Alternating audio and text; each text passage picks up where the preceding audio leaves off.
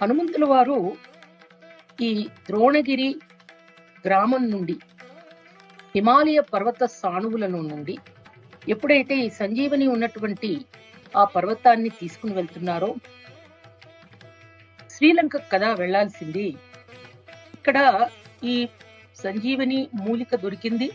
ఆ కొండ ఉత్తరాఖండ్ రాష్ట్రంలో ఉంది, అంటే భారతదేశంలో. ఇక్కడ నుంచి శ్రీలంకకు తీసుకెళ్తూ ఉండగా శ్రీలంకలో దాన్ని 5 ప్రదేశాలలో అది కొంచెం కొంచెం ఆ పర్వత మూలికలు ఆ కింద జారబడ్డాయిట. అయితే ఈ సంజీవిని పర్వతాన్ని శ్రీలంకలో రుమాసల అనేటువంటి ఒక అందమైన పర్వతం ప్రాంతంలో, శ్రీలంకలో ఉన్నటువంటి గల్లా అనేటువంటి క్షేత్రానికి 3 కిలోమీటర్ల తూర్పులో దక్షిణ